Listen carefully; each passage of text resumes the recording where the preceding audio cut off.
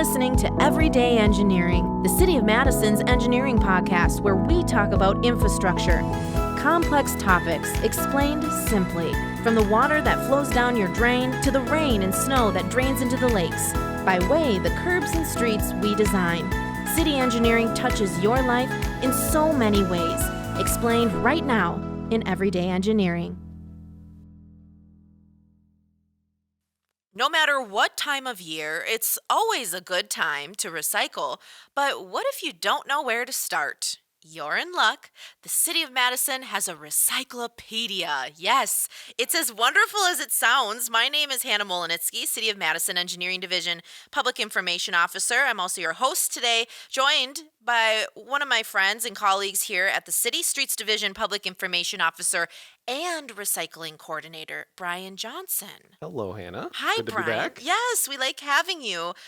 You're just full of information, which is similar to this Recyclopedia. And I have a draft in my hand of the new one, but I can't say. But we'll talk generally today. Yeah. Before we get started, you have two roles. Can Yep. you just kind of boil it down for anybody listening, your PIO and then your coordinator position, how that works? Yeah, it really winds up sort of being like a job that's like a hat and a half, I like to call it. So that public information side of it. So that's everything the Streets Division does. So probably my most visible role is in the wintertime whenever I'm the guy that gets to be on the news that says, yeah, drive slow, it's snowing. And so that's what I get to do all winter long. Yeah, that's usually me in my very clean yellow coat because I'm not having to drive the trucks or anything. Yes. And then also on the other side of it is that recycling coordinator part with like working with our vendors, trying to set up contracts, going to conferences, trying to learn how we can best handle those, like doing that sustainable materials management the best we can in the city. That's a huge job. It takes some time. Yeah. Lots of emails too. Like there's a big part of replying to emails with the job as well. Yes, and to give you any perspective, anyone listening to this, I mean, and as a PIO, that's a big job because you have, especially for the streets division, because of the snow and because of all of the things that really cross a lot with the public. You know, like I'm a PIO too, but like the streets division has so much like use crossing with the public compared to engineering where we're like design crossing where our projects impact you or disrupt you, but your every single day life impact. Yeah, and like we're probably one of the few city agencies people are like you want to see at your door. Like you maybe really rather not have a police or fire office or a fire department or whatever they're called. The hose people come.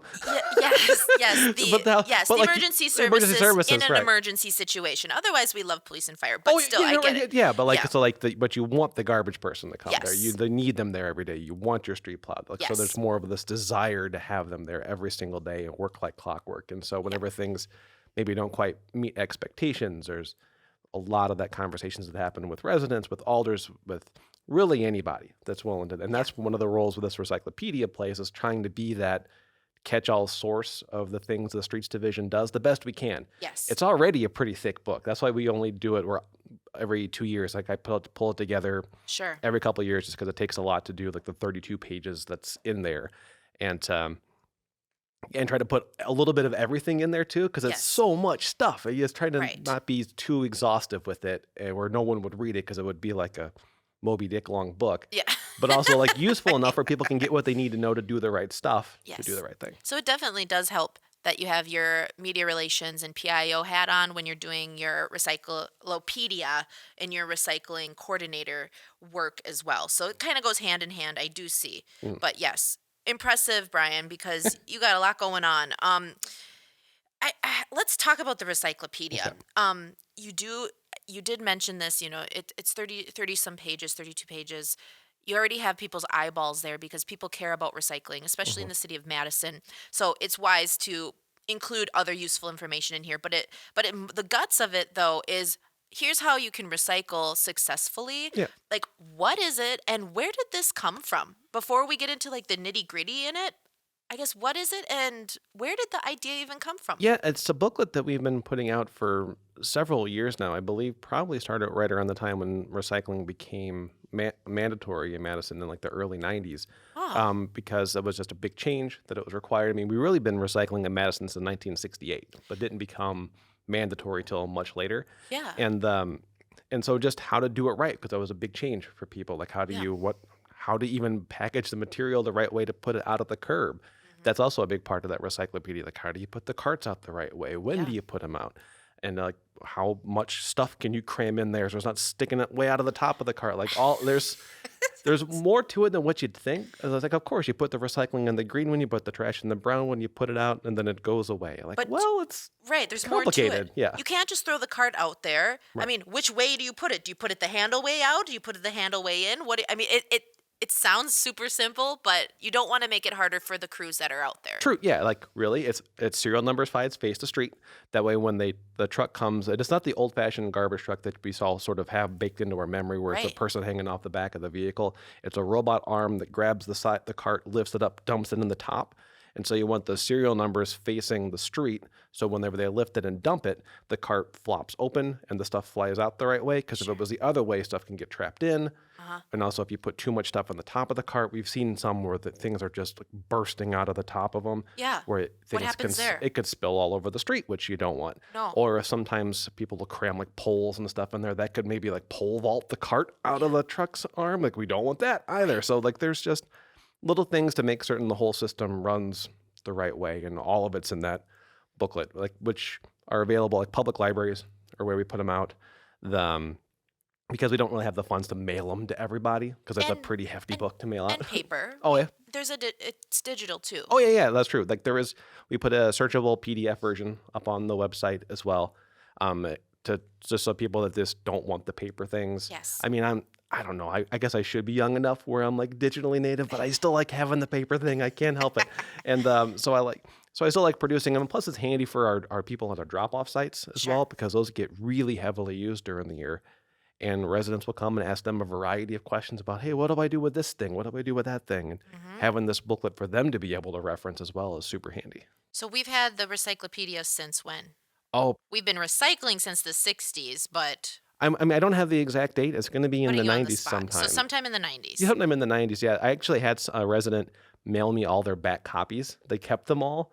And so they just showed up in my mail one day. So I have most of the old ones in a drawer in my office. Oh my gosh. I You got to just- scan those and get them into the system so we have them, but that's cool. Yeah, they've definitely taken different shape over the years. Some were a little smaller, some a little longer, some a little shorter, and they sort of Yeah. morphed around a little bit. Anything you noticed in the old ones that is like, we would not do that or advise that anymore, or anything like that you're like, wow, we've really come a long way. Yeah, I mean, there are some little things like, I mean, bundling newspapers is something, because that's the way newspapers used to work, was that we had to tie them up, cinch them up into a big brick, and that's Who the way did? they were grabbed. The city did. The city did. Yeah, so the way residents would have to for any kind of newspapers at the curb for us to pick them up, they would just have to put them in a stack and then cinch them closed. And then we'd have to take that brick of newspapers and they would throw them on a paper rack on the trucks. Okay. Now with the stuff should just go loose in the cart. I talked to a resident probably a year or two ago that was still putting twine around these bundles of newspapers that they had. It's like, no, you don't have to do that anymore. That's fine. Huh. It was to help just facilitate the way we had to grab them off the curb and throw them on the truck. And putting recyclables in bags, don't have to do that anymore, because your cart is like one big bag. Oh, Yeah. okay. Right? These are okay. So if you're doing that, Hannah, shame. But maybe I'm you in should the- be reading I'm in the Recyclopedia jail for that. Yes. the But no bags. You just throw it in there. just throw it in loose. What 'cause if you do put them in bags though? well, that's the thing. Like the facilities that sort the recycling that the city collects, Sure. loose is best, because once it dumps there and it goes through their conveyors and there's people picking stuff by hand and robots are involved, that it's a really complicated system. Anything in a bag where they can't identify that it's recycling inside of there, they have to assume it's trash. Oh. So if it's a clear bag, it's fine. It's not best case, but like better to just have it in loose. And then because what winds up happening then too, if you because at the Pelletary Waste Systems, that's the company the city contracts with to sort and sell the recycling, they've had too many incidents where they'll see like a black bag coming down the conveyor belt. They open it up and like diapers fall out, or medical waste, right. or who knows. They don't know what's inside there, and rather than risk it and contaminate something down the line, they just have to put it in the trash. So if you absolutely, positively cannot get Yeah. around any other way, you have to bag the recycling for some reason, fine, put it in a clear bag. But best if you didn't. Just save on trash bags Also and just true. dump it dump it in there and then just keep the bag. Unless it's dirty, then that can be kind of gross. But then you can just change your bag and throw that in the trash. But There you go. either way, okay. Maybe I know a couple things, Brian. Okay, that was one little gold star for Hannah K. Did a good job. Yes. Okay. Okay. Let's go into this a little bit. Okay. This is we talked about how to use your carts. What are some of the best chapters, I guess, in the Recyclopedia from a useful standpoint that Okay. stands out in your mind? What chapters do people really need to look at? Maybe getting wrong in the process. Yeah, well, there's three, really. There's the large item system, Okay. as to know that one for certain, because that's something that's changed in the past couple of years, where crews are no longer just roving around looking for stuff at the curb. There's a by appointment system that people have to, and that's all explained in the booklet. Okay. There's also the brush and yard waste chapters. Yeah. That's something that's pretty much always confusing We because do that every year, though, Brian. I How do we know. not get that right? I don't know. And I think it's just the confusion because the type of stuff it is the problem. Because like brush is like the sticks and twigs and things you cut from your trees, Okay. and then that stuff that's turned into wood mulch that we sell to farmers, make available for playgrounds, stuff like that. Oh. And then the yard waste is the softer stuff. It's the leaves, weeds, grass clippings, the stuff that you rake and pull from your lawns and gardens that go to a composter to be composted. And every year there's always people that mix them up, or Yeah. they come from other communities where they don't differentiate between the two, or because here in Wisconsin we've had a landfill ban on yard waste since the 90s as well. And not every state's like that. So if somebody coming in from another state, they don't know what Sure. the rules are, they haven't gone to the local library to get their copy of the Recyclopedia, and they don't know what that, they're just not certain what the rules are. And so those mistakes happen that way. But just knowing, and plus too, in the past couple of years, we've changed the way we do brush and yard waste pickup as well, where we have a fixed schedule where you can go to our website, put your address in the form. They'll tell you the dates when to put the stuff out. You just put it out on that date. We'll be there in about a week. Oh, that's Sometime in that nice. next week. And Hopefully it's not windy. not wind, yeah. Don't want wind, don't want rain. We're getting together for the spring 2023 yard waste and dates. We're getting those together right now, so they should be on the website here soon. And Yep. Yay. Okay, biggest no-nos. Common things people throw in recycling that really should just throw it away. well, clothes. Clothes. A lot of clothing winds up in the recycling. I think it's because there's something in the industry that's called like wish cycling, What where do you- where people just wish it could be recycled. So they chuck it in the bin on the hopes that it's going to be like that, oh, someone else will take care of this thing. So they throw it in the bin. Totally the wrong thing to do.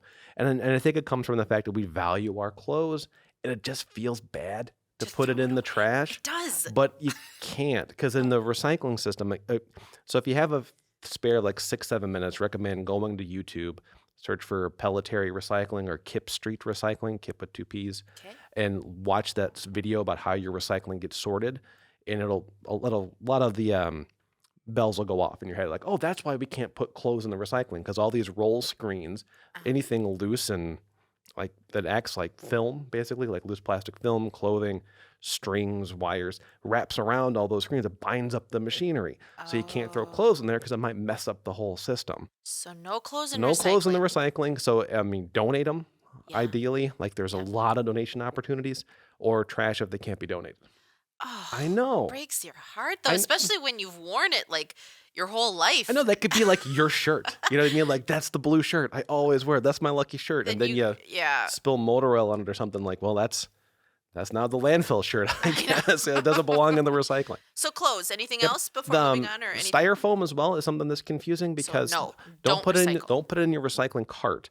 Okay. You can bring it to a drop-off site. Drop-off site information is also in the booklet, because we can recycle that separately, but it's just the wrong type of material for your cart. Oh. And also I think anything else that really, if you have any doubts, like check the booklet or give us a call. The stuff in our life's always changing, and it's weird, and a lot of the materials and the packaging changes without necessarily thinking of what the recycling of it looks like at the end. And that creates a lot of confusion. So there's no harm in asking, no harm in sending an email with a picture like, what about this thing? I'll tell you, it's fine. And It's very responsive. Oh, yeah. Brian's amazing. I do write a lot of emails, and or just give us a call. That's what we're here for, because it's so hard we try to make this booklet to be as expansive as we can, but it's difficult. But I think if we're just able to get rid of stop putting clothes or like plastic bags as well. We used to be able to do plastic bags in our recycling. That's changed.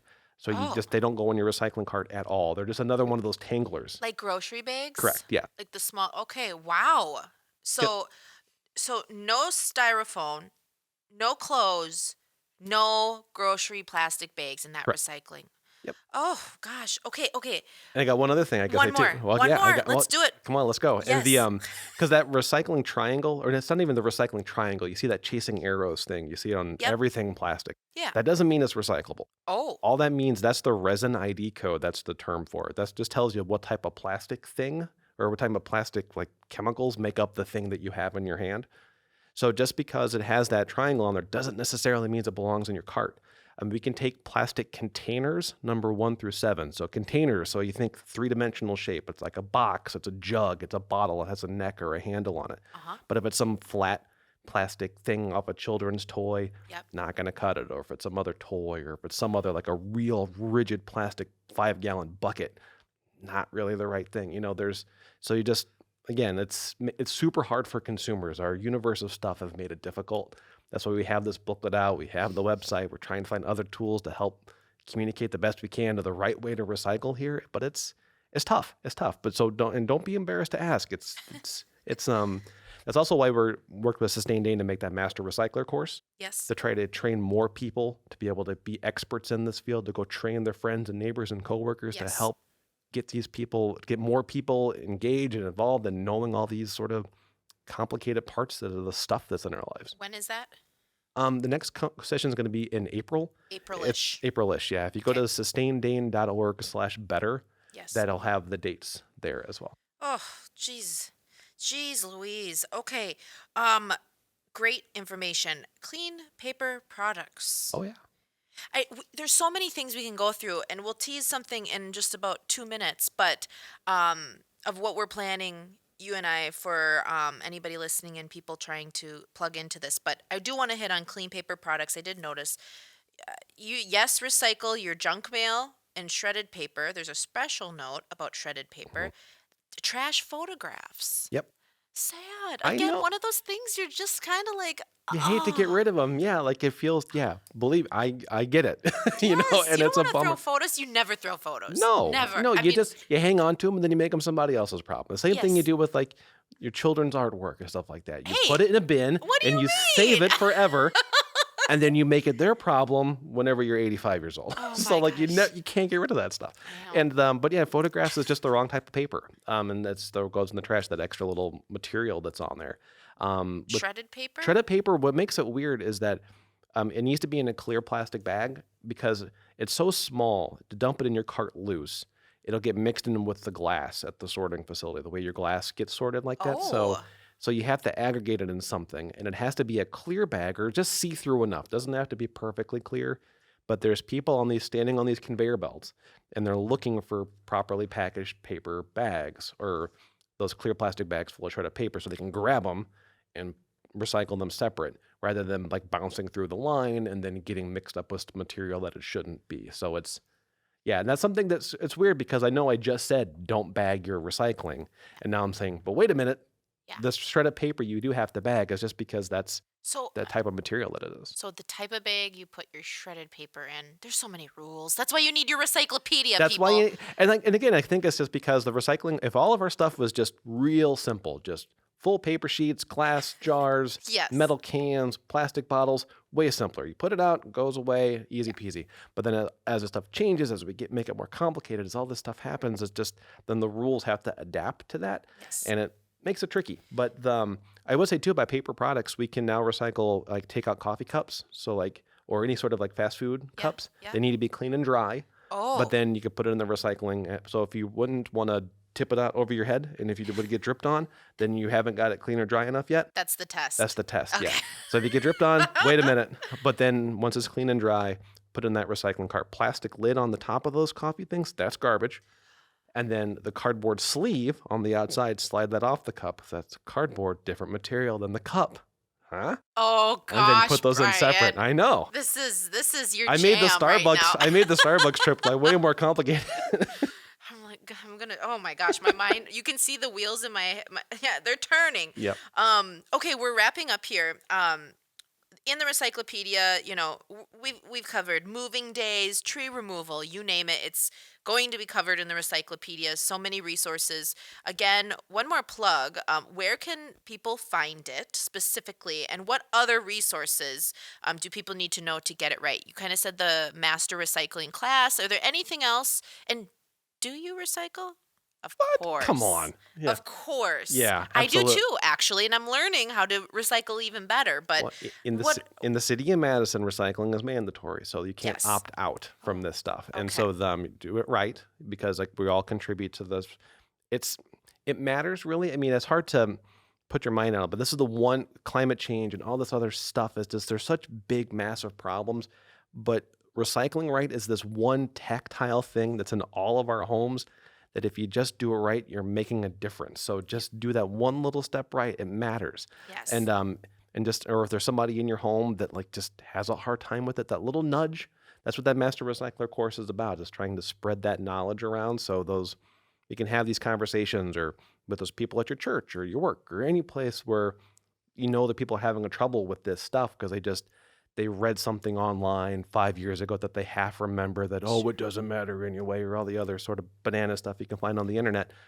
It's not, and I guess a whole other conversation, and we're running out of time. Yes. Yes. But where to get these resources? Sign up for that Master Recycler course, or find your local Master Recycler as well. Okay. Recyclopedias are available at local public libraries. We'll mail them out to anybody that requests them as well. Okay. So like if you're a head of a neighborhood association and you want to hand them out to your neighborhood, we'll give you a box of them. That's fine. Those are the two really best places to get them. And then other resources, the Streets Division website as well. Hopefully by 2024, we'll have an app again. Nice. We're working on it. So we're trying to get more resources out there. Awesome, Bryan. Thank you, thank you, thank you. If you liked this podcast, you listening right now, and thought it was helpful, I know I did. You're really in for a treat. Really in for a treat. This is called my tease, Bryan. You're in for a treat this spring. We will be doing special 10-minute speed pod episodes. I'm calling them speed pods, not speed bumps. We're going to help you go faster to recycling and how to do it right. So speed pod episodes are going to be 10-minute condensed, focusing in on 10 super condensed info quick bits in the Recyclopedia. So we're going to focus in on 10 topics to help you out, and we'll also be referencing specific pages and things like that. So make sure to listen and subscribe to Everyday Engineering Podcast, and watch for those coming up spring of 2023. If you're listening to this episode after that, hopefully you pulled something evergreen from this that you can help you toward recycling better and make Bryan's life a little easier. Yes, please. Thank you, Bryan. Thank If you. you have a question or comment about this podcast episode, feel free to write to us, engineering@cityofmadison.com. You also can reach out to Bryan Johnson in the Streets Division. If you just do the good old Google, you will find Bryan's name everywhere. Make sure you check out our Engineering Division website, full of resources, Streets Division website about this topic, other topics you want to learn more about, because we are here always for you every day in engineering.